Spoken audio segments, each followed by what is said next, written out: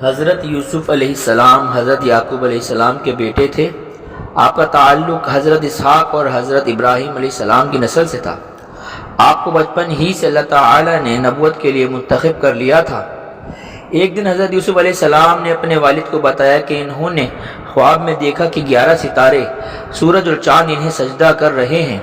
حضرت یعقوب علیہ السلام نے فرمایا کہ یہ خواب خاص ہے اور اللہ تعالیٰ آپ کو بڑی منزل عطا کرے گا۔ لیکن یوسف علیہ السلام کے بھائی ان سے حسد کرتے تھے کیونکہ ان کے والد ان سے بہت محبت کرتے تھے۔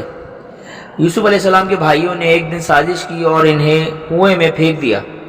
بعد میں ایک قافلہ آیا اور انہوں نے یوسف علیہ السلام کو وہاں سے نکالا اور مصر لے جا کر غلام کے طور پر بیچ دیا۔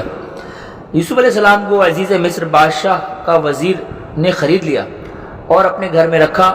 عزیز مصر کی بیوی زلیخا نے یوسف علیہ السلام کو غلط کام پر مجبور کیا، لیکن یوسف علیہ السلام نے انکار کیا اور اللہ سے ڈر کر پاک دامنی اختیار کی۔ الزام لگنے پر یوسف علیہ السلام کو قید کر دیا گیا۔ جیل میں یوسف علیہ السلام نے 2 قیدیوں کے خوابوں کی سچی تعبیر بتائی۔ بعد میں بادشاہ نے خواب دیکھا اور اس کی تعبیر کے لیے یوسف علیہ السلام کو بلایا گیا۔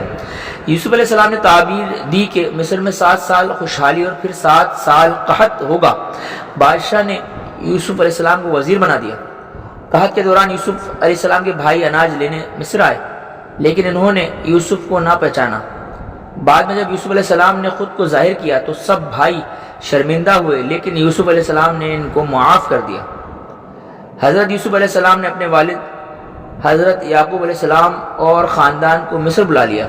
جب وہ مصر آئے تو یوسف علیہ السلام کے سامنے سب نے سجدہ کیا اور یوسف علیہ السلام کا بچپن کا خواب سچ ثابت ہوا۔